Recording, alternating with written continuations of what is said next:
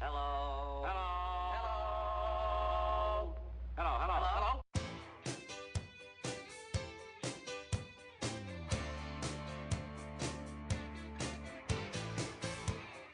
Welcome back. Listening to Inside the Great Outdoors. We're going to talk more about potatoes with Lenny. What do you got there, buddy? Well, I want to give you a couple tips on potatoes. Okay. Some I learned from my mom, some I just developed myself, but I'm a potato lover myself. Oh, I love them.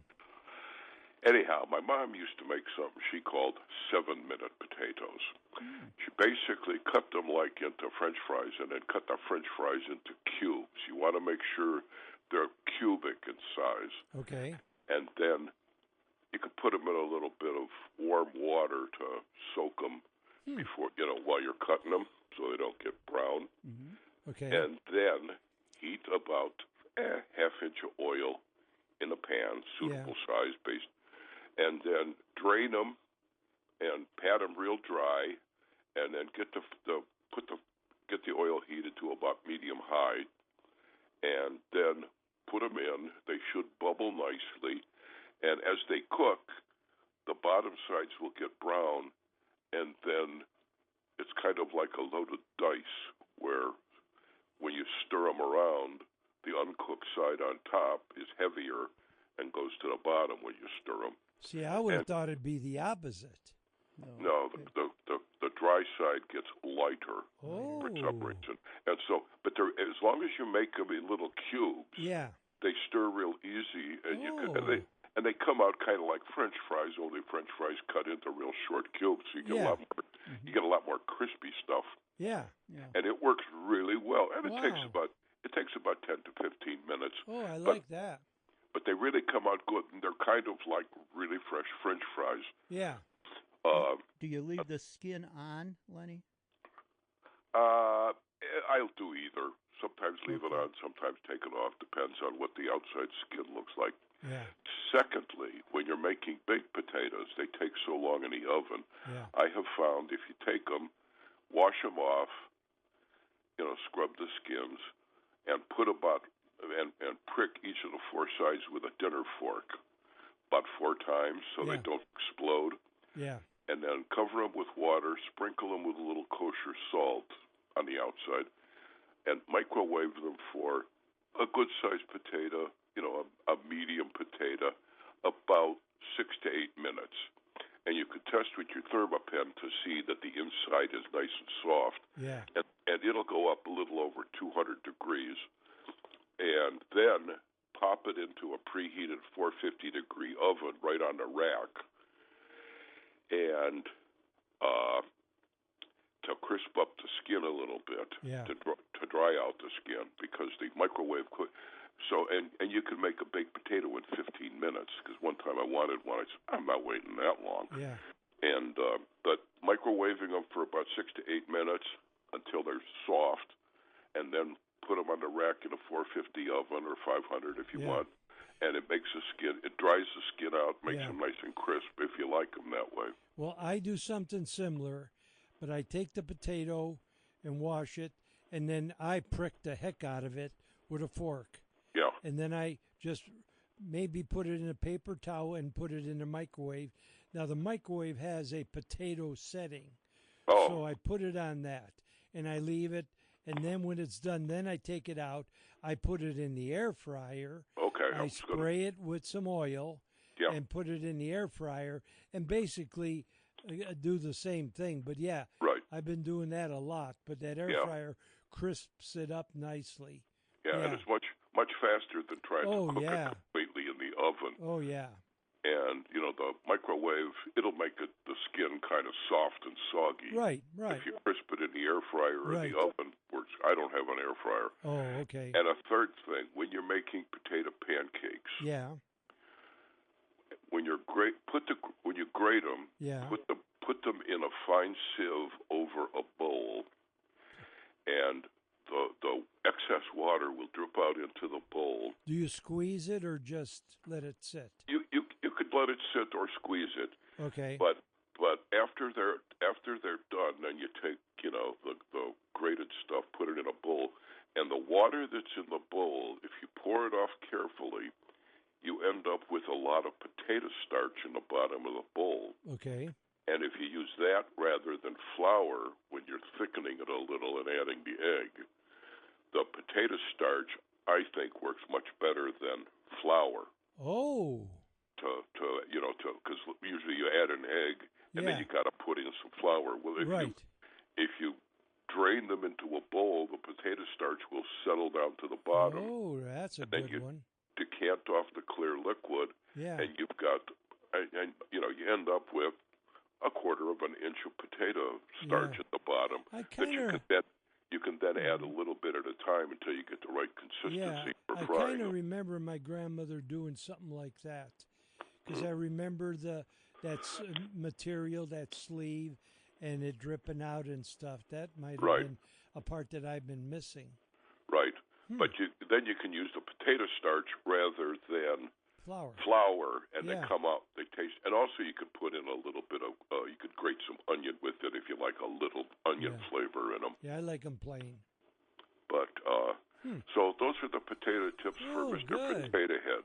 That's very good. We got a lot of good info today. All righty. Well, you guys have a wonderful day. You too, and thank you so much for calling. All right. Potato. Okay. Okay, let's go to Old Mike. Where have you been? Oh, I've been busy, sir. Lots of stuff happening at my employment, so I'm sorry I couldn't call you back sooner. Anyway, I got a bit of information for Mr. Carl Bechtel. Okay. When he gets the chance to go to NapaOnline.com and go get a new Legend premium battery for his truck, because winter is the worst time to have to replace your battery. Your battery gets destroyed by a cold temperature. So go to NapaOnline.com and go find the Legend premium battery he needs, the one that has the specifications for his vehicle and is the most expensive one, because that's the one that will last longer usually. Yeah. And go tell him to fix it immediately, because you don't want to get stuck in the middle of winter in a blizzard and have to call a tow truck and sit out there for 3 hours in the cold, That's for And sure. I have some good news, though. The new Elo Bean clothing apparel store is now open in Westlake. So go to elobean.com and select the store branch Westlake, and you can find the information for the new store opening. Oh, that's good. Yeah. Yes. They do make good stuff. Yes. I have LL Bean stuff that's 50 years old. Yes. I have bags, I have clothes, I have shoes that's 50 years old. Wow. Yeah, if it's still made in the state of Maine and it has the good anti-sweat moisture wicking property on it, and the bed sheets are still in good shape and has the colors you like, that's fine. I'm not going to buy that much stuff from them, but I'll just get the stuff that my parents need, and that's fine, because they have more lady stuff, and that's okay. But I'm going to look at other brands for my own hunting needs, actually. I found a new apparel manufacturer called OriginUSA.com. They have good stuff. And also Cry Precision is good. And also Kitanica tactical gear is good. And Agilite gear is good too. So go to AGILITE gear.com. Look at that. And also Blackletter.com is good. And of course the Cozy Nose mask for hunting and winter is good too. So there's a few other things that I like, and I'll do some more research later if I find anything else for the holiday season, because I don't want us to have to waste time on Black Monday and Cyber Monday and Black Friday doing shopping on stuff we don't need or at the wrong time, because the crowds are really bad these days. And I still like to shop in person, so I just wait until all the sales are done usually, unless you can find a good deal on something and go get early, that's fine. But I don't like to shop when everyone else is in the ugly rat race jam ahead of me, and it just makes it worse. So I wait till all the crowds are done before I go. What I do every year, I get up early. I go to either Lowe's or Home Depot. Home Depot. Get your plants. And I get my poinsettias. I'll get like 10 of them. And sometimes they'll have something on sale. No big crowd. I can get what they have, and I don't need much, but I get the plants. I go home and then go in the woods and hunt. But I've been doing that for years and years. But to go anywhere later, there's no way I would go out there. No way. So I still think I have silk long underwear from LL Bean, and I think it'll fit me now that I lost 45 pounds. Wow, that much you lost. Yeah. Wow, that's good. If I can find it. Okay. Okay, thanks for the call, Mike. Thanks, Mike. One more thing, Dr. Norm, please visit Consumer Reports magazine website for storing vegetables and fruits correctly in the refrigerator. And please make something about barbecue in the winter, okay? I would like to know recipes about winter barbecue, okay? Oh, okay. Okay, good. Thank you very much. Have a nice weekend, guys. You too, guy. Bye-bye. Bye-bye. Goodbye. Yeah, that winter barbecuing. Wow, that's interesting. But, yeah, those sales are like, I don't know how people can fight. I tell you I've done most of my Christmas shopping already. Have you? Yeah. Yeah, and, they've changed it, too, so they don't have these mad rushes. They start them earlier, and, it's not all such a funneling into mad rushes. They've learned that it's nothing but headaches. I don't like to Christmas shop at Christmas. My aunt, she shopped all year for Christmas presents. That's what I do. Yeah, and then she hides them, and then she can't find them. That's what I do. It's getting worse, too. Oh, geez. Yeah, but I don't have much to. I guess I'm going to have to do the fishing report because Carl's still motoring, so it's pretty loud. Well, we did some of the fishing report. Our previous actually we have expeditions. But he sent me a bunch of notes here. Oh, okay. That I can read, and maybe by time it's over, he'll call. So we'll see. But in that, we'll take a short break, and we'll be back with a fishing report.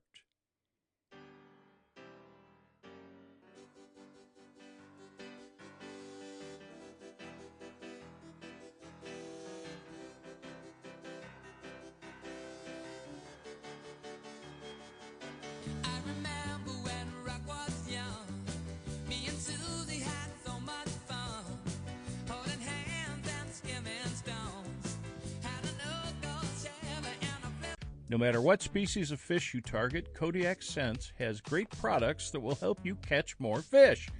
One of those is Kodiak Candy, specifically designed to attract any species you fish for. Panfish, trout, catfish, or walleye, Kodiak Candy is full of freeze-dried scent.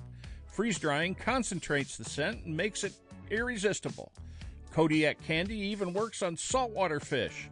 Easy to put on the hook, this candy will get the fish's attention and trigger more bites.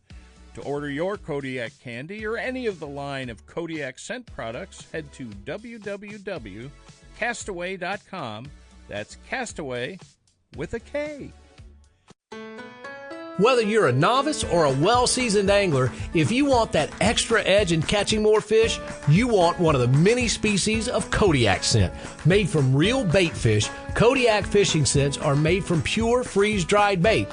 Freeze-drying enhances the scent considerably, making it the most potent fishing scent available to the fishermen today. It comes in many flavors, including shad, crayfish, salmon egg, and the most popular, minnow. Add the paste to your lures, it really sticks. And when a fish hits, it doesn't let go. And if you use tube jigs, try the tube injector. This handy syringe is made especially to be inserted into a tube jig. Kodiak fishing scents are now available online at Castaway.com. That's Castaway with a K.com. If you want to catch fish, you want Kodiak from Coolest. If you troll for walleye, steelhead, or even salmon, you need to check out Castaway's Magnetic Divers. The release is magnetic, so if it trips accidentally, no need to retrieve it. Simply give the line slack, it sinks and resets itself automatically. When fishing is slow, trip the diver when trolling. It will come up through the water column and very often trigger a strike because you are now covering different depths. It can be set to go off to the right, left, or straight behind the boat. It comes in 3 sizes and different colors. Why not try one today? You can order them online at Castaway.com. That's Castaway.com with a K. You will not only improve your fishing success, but will make trolling fun again because of no more retrieving after a false release. That's Castaway's Magnetic Diver at www.castaway.com with a K. Thanks for listening to the Inside the Great Outdoors podcast. If you have any questions, comments, or stories you'd like to share, shoot us an email at jcoulis@castaway.com. That's Castaway with a K. We'll share your comments with our audience on the following week's show. Thanks again for listening to Inside the Great Outdoors.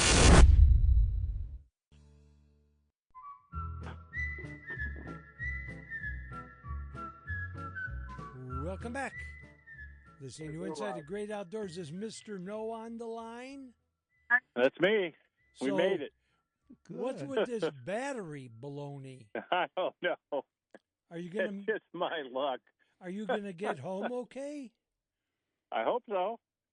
Wow. No, we got Captain Bob's got jumper cables, so I'll get it started. And yeah, but once you start after fishing, of course.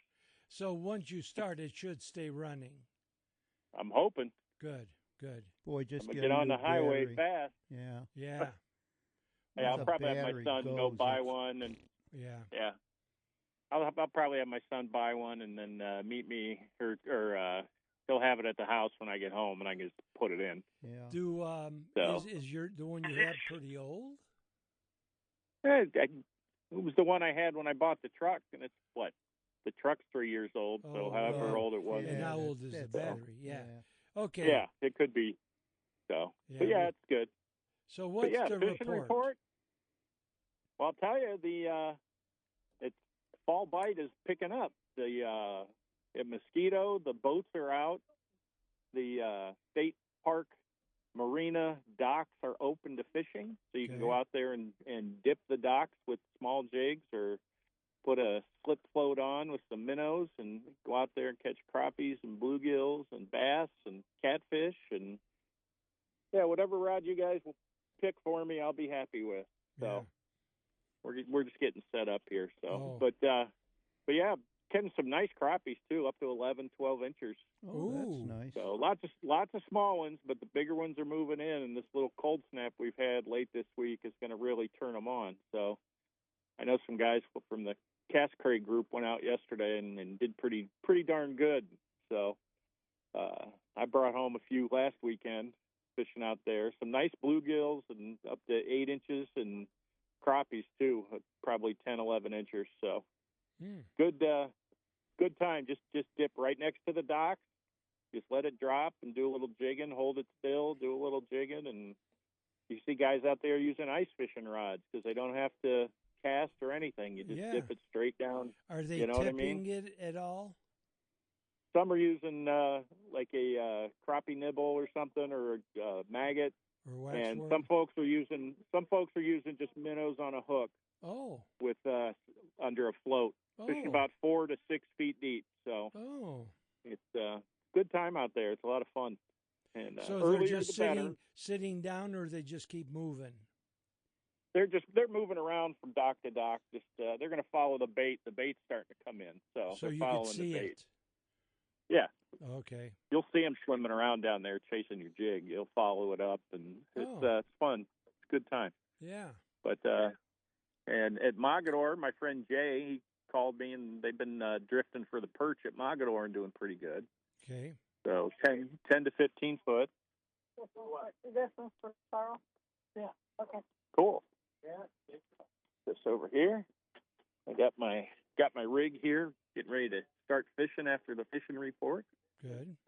Catching some crappies and perch out at Mogador. Those good 9, 10-inch fall perch. They're stacking up anywhere from the flat, where it's about 10, 11 feet, all the way to the drop-off into the channel, and fish the edge of the drop-off down to about 15, 17 feet.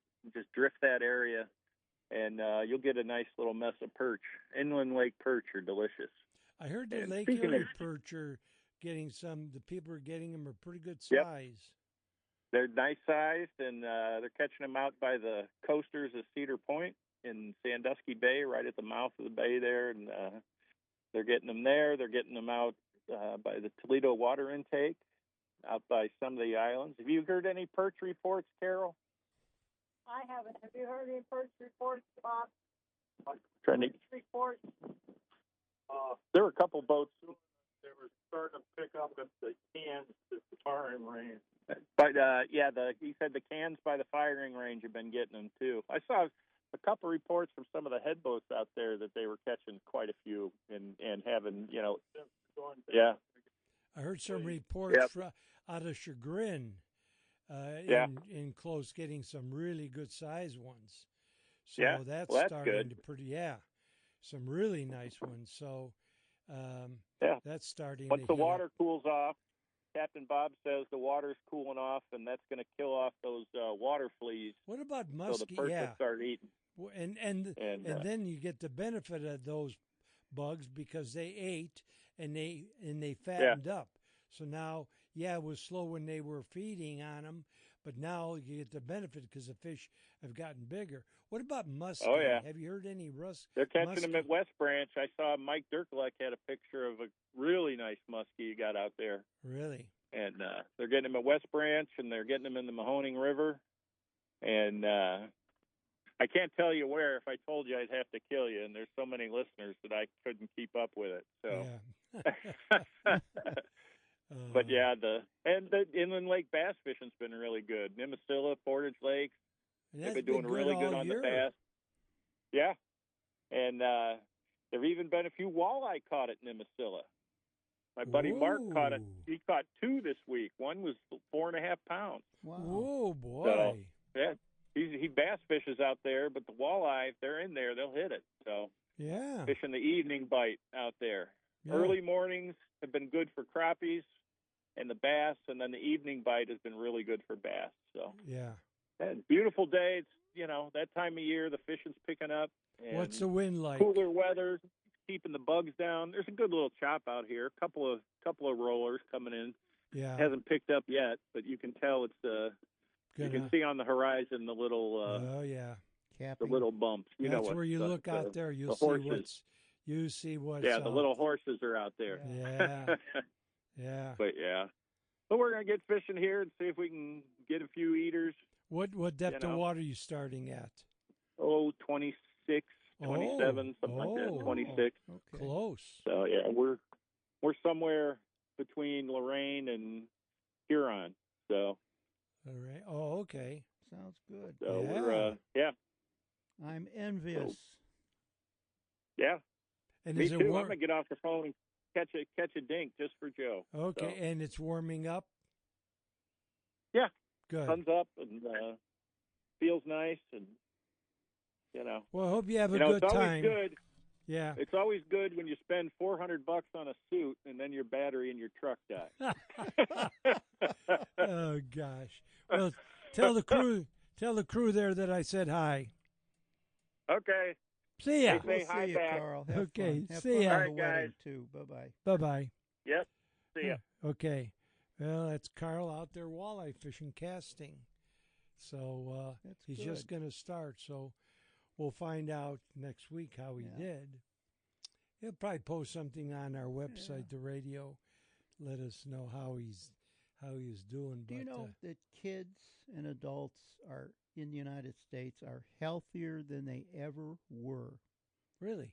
And worldwide even, thanks to America. But you know what our great secretary says? He says we are the sickest people in the world. That's what he says, Now, you know what I think? I think he's crazier than a spithouse rat. Oh, jeez. Really, he is. He's making our nation get sicker, really. And, America's a global outlier when it comes to being against vaccines. And this stupidity is trickling down to the veterinary profession. In a recent survey, it said that 52% of pet owners are hesitant to vaccinate their pets. This is trickling down from this idiot. They don't even want to treat them medically, and they're resorting to certain types of traditional medicines. They're giving them raw food diets. They're very popular right now.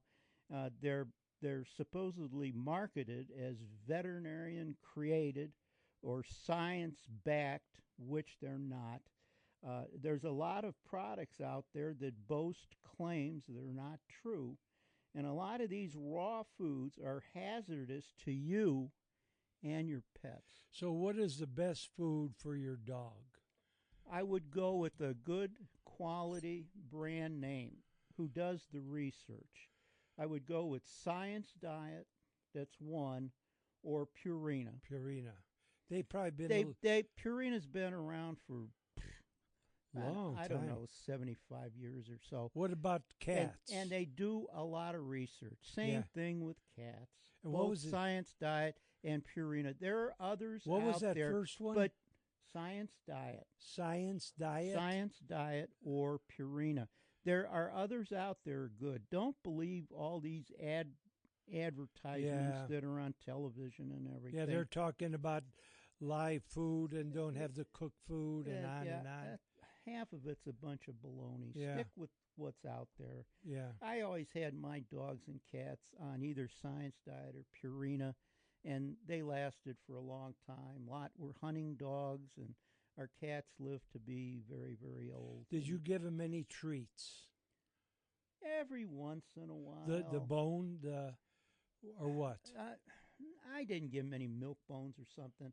I gave them what I told you to give your dogs. I gave them, like raw green beans, stuff like that. He loved green beans. And that worked really well. Yes. I gave him certain things to chew on, like a Nylabone. Yeah. Some of those things I thought were okay for their teeth. But every once in a while, I'd give them some milk bones or something. I didn't think that was bad. If they wanted a soft food, a locally made food that I always thought was good for some of the persnickety dogs that would be in the animal hospital and they didn't want to eat anything, we would get the frozen food Bill Jack. Yes. And it's made locally. Is I think it's still made in Medina, if I'm not mistaken. Yeah, I remember that. But I've been out of the game for a while, so, there are some good foods out there that I'm not aware of, but I don't think you can go wrong with Science Diet or Purina. Or Bill Jack. But, don't listen to a lawyer and don't listen to a politician. Listen to your physicians. Yeah. And don't be afraid of the mRNA vaccines for the corona, and get your flu shots. Okay, I did that. Okay, we're up against a break, which we'll take, and we got, storytelling time. We're going to go to Alaska. My first trip. So we'll take a break and be back.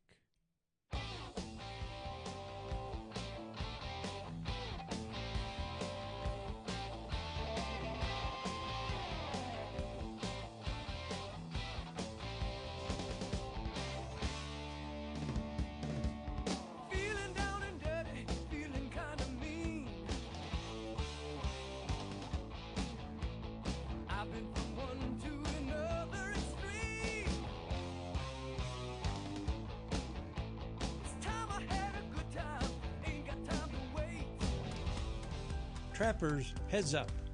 Kodiak Scent Company is now producing an easy-to-use freeze-dried shrimp scent designed especially to be used with any cage trap.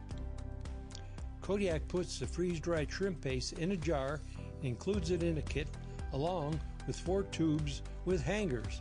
Make it easily dipped into the paste jar and then can be hung at the back of the trap simply by placing it in between the slats.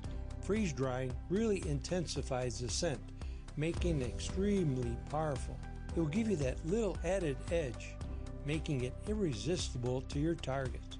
So make sure you check it out today at www.castaway.com with a K. That's castaway.com with a K.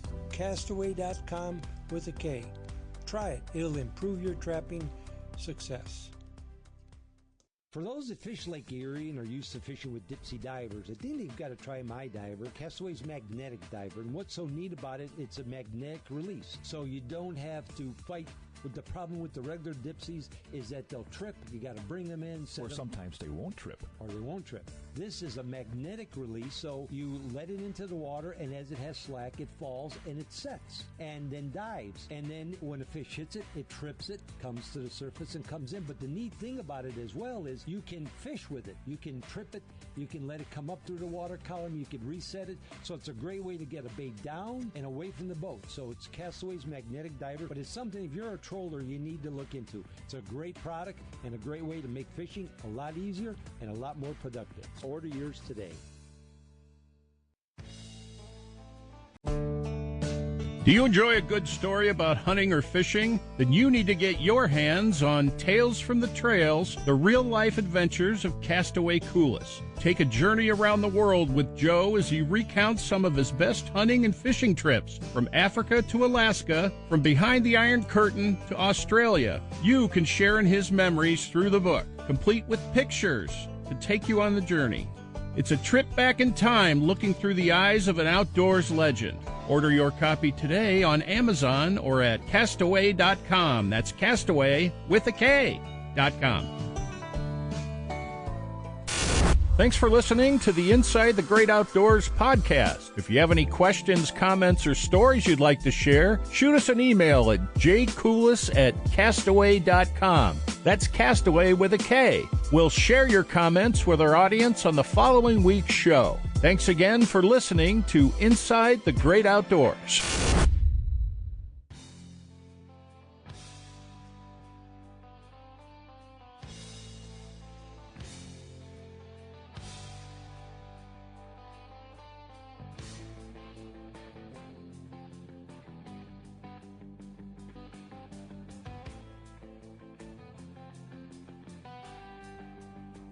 Welcome back.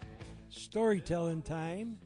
And I was thinking of what can I talk about, and I thought, boy, my first trip to Alaska. Oh, man, I was probably a teenager, I think. But in outdoor life, here's this trip. I think it was like $790. So I got two customers, young guys, and we all got together, and the three of us were going to go. And we flew from Cleveland to Seattle, and then Alaska Airlines to Anchorage. And then I don't know how we got from there, because we were going to hunt the Alaska Range. We could have taken a smaller plane somewhere. But it was neat when we landed there, and the guy met us. The military was practicing jumping out of airplanes, and here's all these parachutes, and we're watching and everything. Well, we had to provide all our own food, and we couldn't fly it up there. So he must have taken us into town.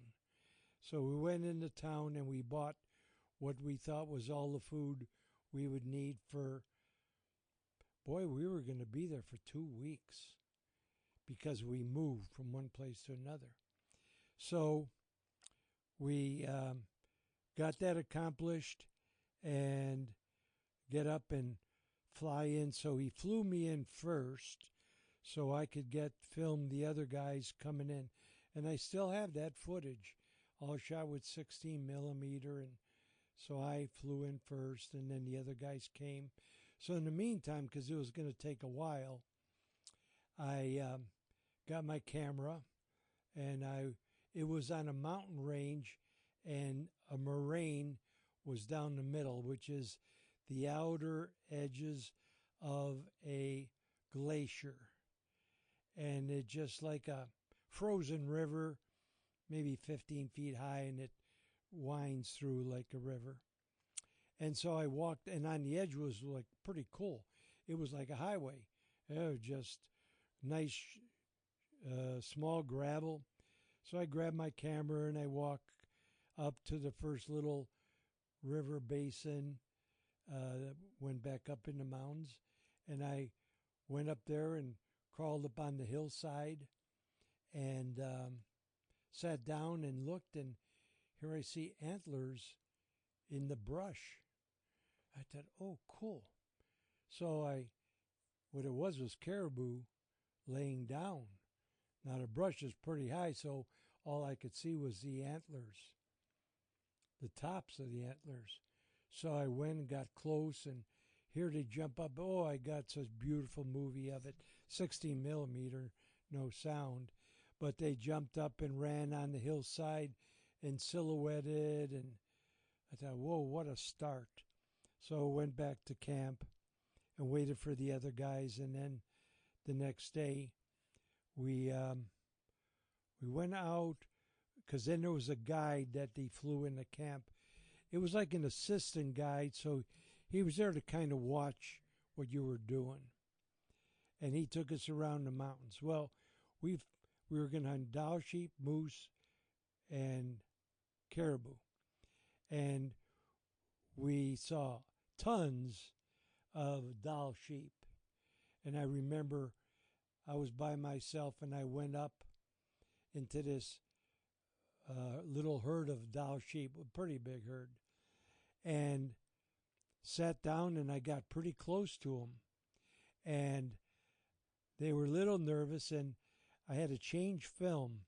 So when I took the film out of the camera to put in a new spool, the empty fell and went quite a ways down the mountain. Oh, boy. So I climbed all the way down and then climbed back to where my gear was. Well, by then, the sheep figured, well, he's no danger. And I got all these cool, although I did something wrong with the filming. I don't remember. It was out of focus. That's what it was. There was not a lot of clear stuff. But I thought it was the greatest thing. But I then learned that the rams are by themselves. There ain't no rams in that river valley. It's only going to be females. So we kind of gave up on the sheep, and the guy took us, and he it's getting like so we were in there, and those guys went and shot those caribou, and that one that I got filmed was a monster. Oh boy.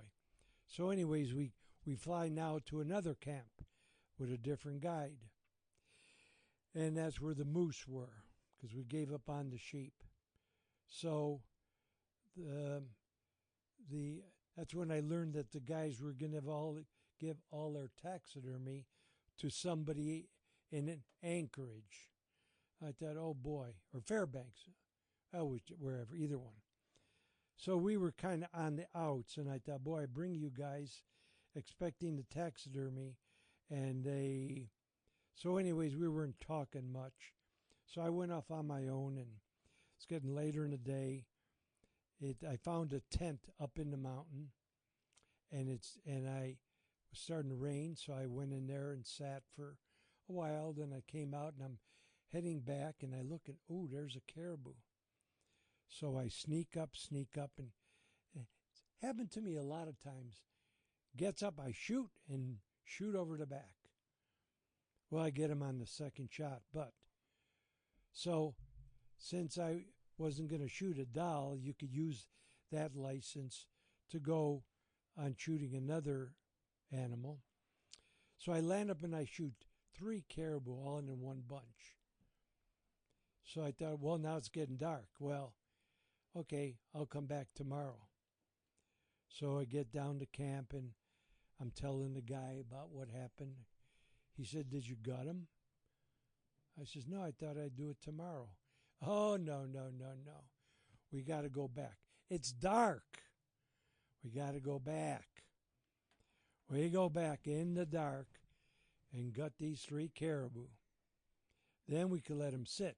But now we're going down through the high brush and stuff where the bears like, and they like to move at night. And we're talking, so they heard us coming. You get in trouble with a bear because you surprise them.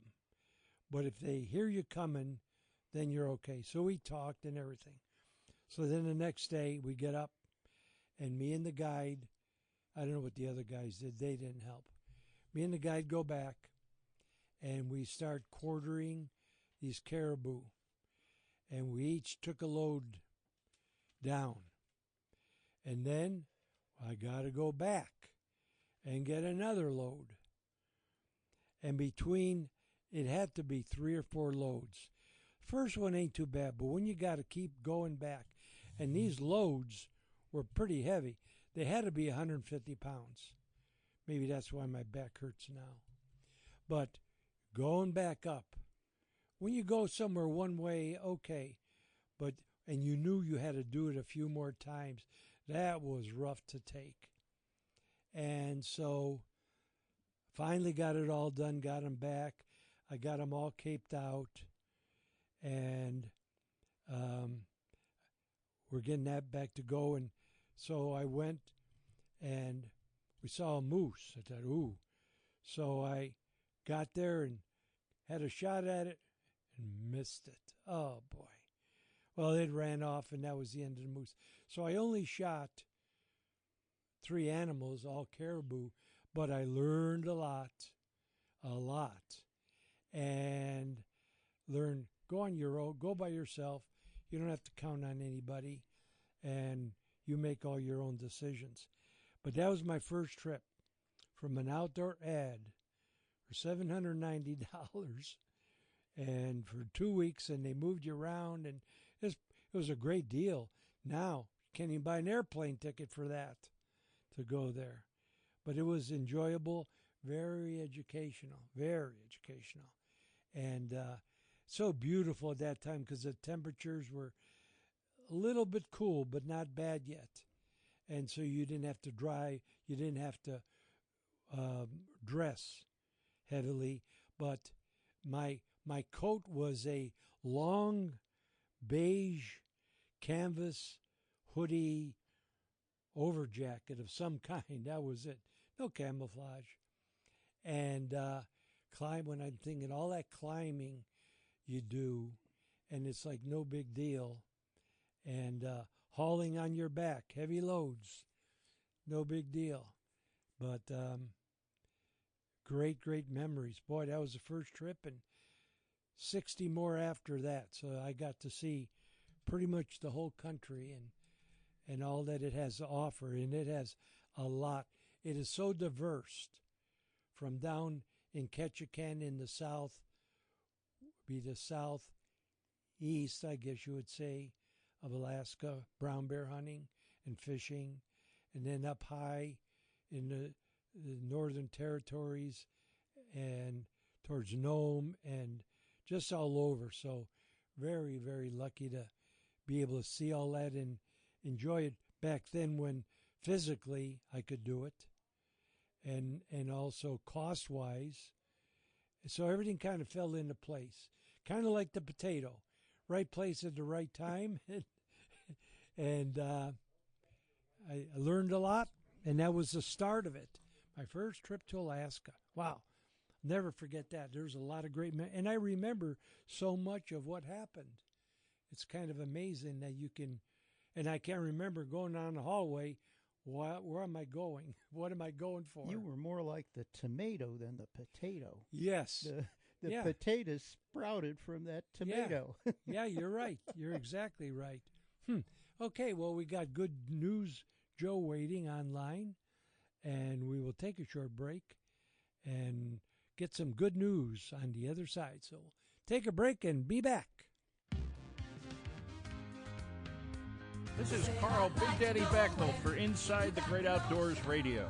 We're Cleveland's only live, independent call-in outdoors radio show, and we're in need of sponsors. Every Sunday morning from 7 to 10 a.m., Castaway Coolest, Dr. Norm, Joe Keogh, and myself cover a variety of outdoor-related topics. The show podcast also runs nationally several times a week on the Outdoor Radio Network. If you own a local business and are looking for a place to advertise, Inside the Great Outdoors is for you. For more information, contact Joe Castaway Coolest by by email at jcoulis@castaway.com. That's Castaway with a K. Lowest rates in town for the fastest 3 hours in radio. Inside the Great Outdoors.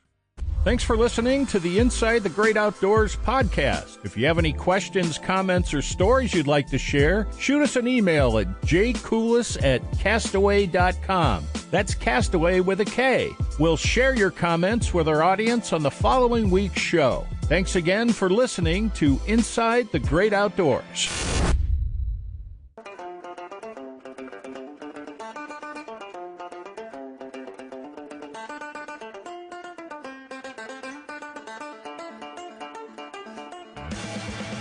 Welcome back. Time for Good News with Good News Keo. Right there, buddy. That's exactly right.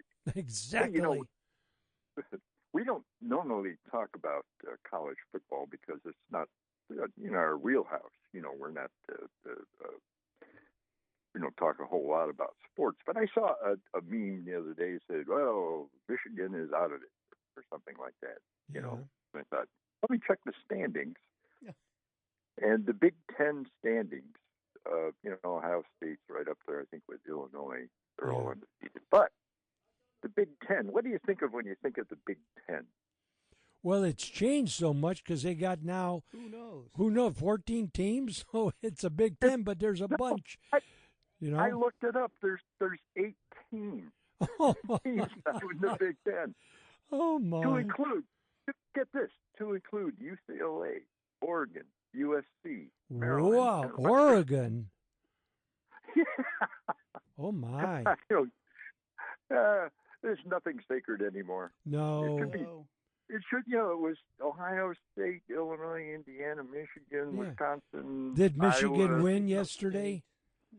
I don't know. Okay. I don't know. Penn State. I don't know. Penn State, they were losing, too. Wow. That's amazing. Anyway, enough of the. No, but that's ball. good. Yeah, that's. And on that same thing, it had to be Michigan. Who were they playing? USC, I think. The guy threw this pass, unbelievable. There's a guy right on him, and he reaches out just past the guy, and he catches the ball. How he threw it to that, it was like, what did I just see? It's like impossible because when you first see it, you see the ball going and you don't see. You figure there's no way the guy's going to catch it. And then when they show it, holy cow! These athletes, though, these college kids, these quarterbacks, and the way these guys that catch the ball are unbelievable. Their hands are so strong, and even these high school kids are really good. Are they? Yeah. I haven't seen much. Wow. But I just had to mention that because it blew my mind when that had to be the best catch I've ever, almost one of the best. But anyway, go ahead. Yeah. Anyway, something local here. We've talked about the comeback of the bald eagle in Ohio. Yeah. Excuse me. And I had a personal experience this week with one. Oh. I was driving down. We had Pepper in the car with us, or Pooch, and we're going west on 422, and we're just maybe a quarter mile from home. Yeah. And there's a bald eagle on the side of the road, and there's a roadkill deer that he's trying to get at. Oh. And so I thought, well, this is bad. He's going to get hit by a car. Yeah. So I found a spot to pull off, and I walked down and put on a rubber glove. Yeah. And dragged the carcass off into a soybean field. Good. Very nice. Very nice. And so, and he kept circling as I was doing it, And then after we got home, I was out in the yard doing a little puttering around, and he was circling overhead. I think he was saying thanks. Oh, so yeah. Anyway. Oh, that was very nice of you. Very nice. Wow. Yeah, I didn't want to see an eagle get struck by No, definitely not. Wow. But what a gorgeous bird. I got to see him up close. Yes, they very are. Cool. They are very. I remember in Alaska, we would catch a fish, and we would kill it so it would float, one of the bottom fish, and we would throw it out and watch them come down and pick it up and go and sit in a tree and eat it. Yeah, now they're amazing to watch. They are. They really are. Hey, also this week speaking of birds, I got a call from Ryan, the one guide that I hunt with in South Dakota, and he was calling to give me an update. I don't know if you remember. I don't know if I mentioned it last year, but I was hunting out of Millette, South Dakota, with this group of guys, and Ryan, one of the guides, had this dog. It was a German Shorthair Pointer that was just an amazing dog, and I kept joking with him. I said, if come Monday and I'm gone and so is Izzy, don't worry. She's in hands, So when I did leave Monday, I looked Ryan up and I said, hey, could you do me a favor? Could you put Izzy in the front seat of my truck and take a picture of us? So he did. And when I sent a text photo to Dory, I said, well, we're on our way home. So yeah, but no, it's anyway. Yeah, Izzy's going to be there again this year. Good. If for some reason he did want to sell it, would you have to go there, or can they ship a dog? They can. I wouldn't ship it. I would. If I was to pick up Izzy, I would do it personally. You go so you could hunt and as tempting as that would be, though, I don't think it would be fair to that dog because she is just. She's got the area to hunt out there. Yeah, we don't have the area. Yeah. But just a thought. I know. What a sweet dog, though. I'll have to find that one pheasant in Ohio here to hunt. Yeah. My first dog was a German Shorthair. First dog, and I love those dogs. And he would point a grouse. We would take him grouse hunting. What a dog! And there were pheasants. Well, I'll tell you what, you couldn't pull Izzy off a point. That she just rocks solid. Wow. Isn't that amazing? I used to have a buddy that had a young beagle that would point grouse. Really? Grouse, it was such a good dog. Rabbits, grouse, pheasants, best dog in the world. Someone stole it. Well, they got the best nose going, beagles do. Yeah. I don't know that there's another dog that has a nose like a beagle. This was such a good dog. That's amazing. I think it had a PhD from Harvard or something. Wow. Yeah. So I'm looking forward to. I'm heading up to. I was going to give that dog a ring. So you're going back out? Yeah, a little bit later this year than usual. Mid-November. But Ryan says it's been really, really wet, but that's been good for the pheasants, and they're everywhere. Good. So. Looking forward, and I'm trying to figure out what kind of wacky firearm to bring this year. I usually, of the 3-day hunt, for one day will use the primitive, Blackbird weapon. Last year I took that old Fowler. I think this year I might take a 20 gauge flintlock Fowler that I built a few years back. I'll have to get out and practice with it though. I haven't shot that in a while. Well, that sounds like it should be fun. Yeah. Should be. How long does it take to drive out there? A day. You can do it. It's.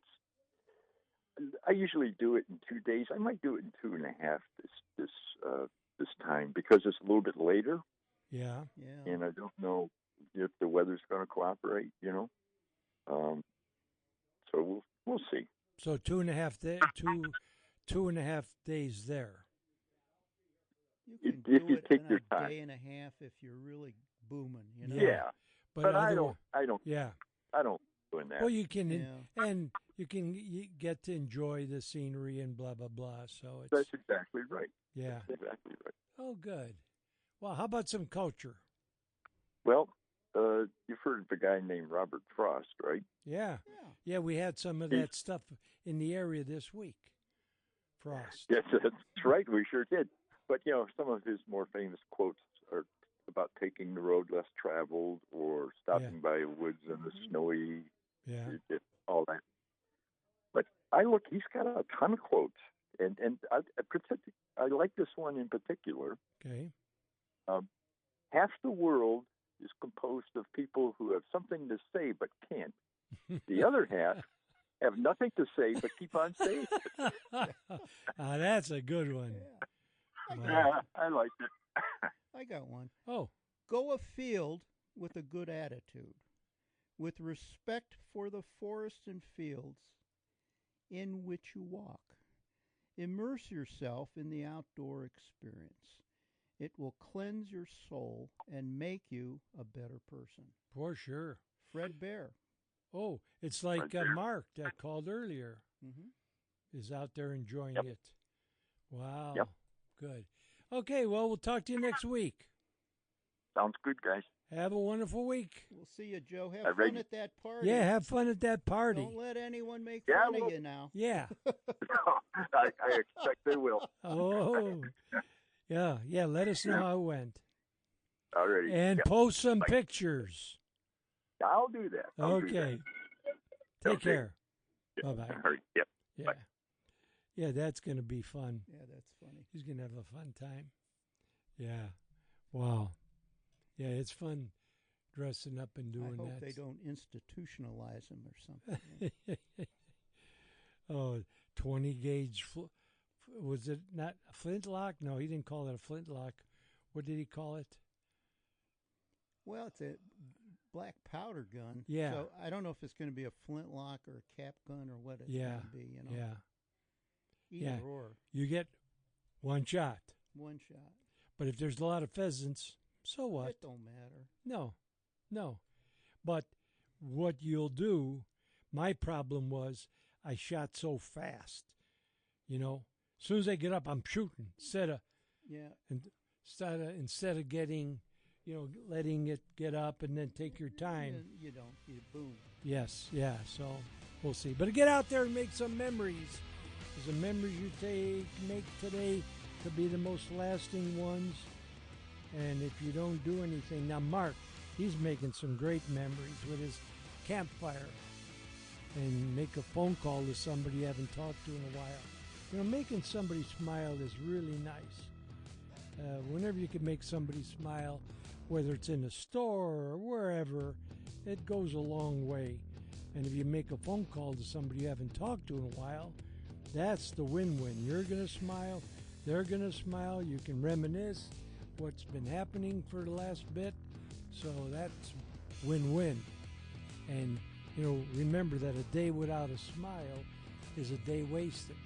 And the older we get, the less time we got, so we can't be wasting any days. So, and as my mother would always tell me, Joey, don't you ever take any wooden nickels. You've been listening to Inside the Great Outdoors with Joe Kulis, Joe Keogh, and Dr. Norm. Join us every Sunday morning from 7 a.m. to 10 a.m. on AM 1420 The Answer. Download the podcast of today's show and previous broadcasts at IGOradio.com. Follow the show on Facebook and get interactive with the cast and crew. Thanks for joining us. We'll see you next week, 7 a.m., right here on AM 1420 The Answer.